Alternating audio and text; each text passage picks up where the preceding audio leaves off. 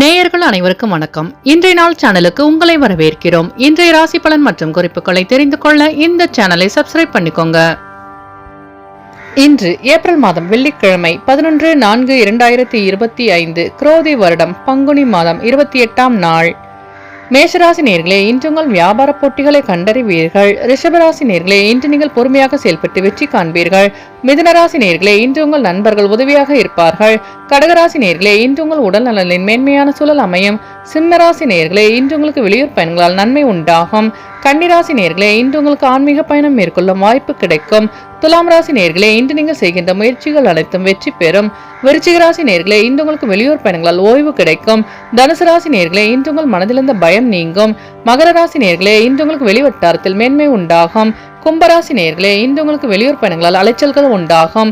மீனராசி நேர்களே, இன்று உங்கள் பெற்றோர்கள் உதவியாக இருப்பார்கள்.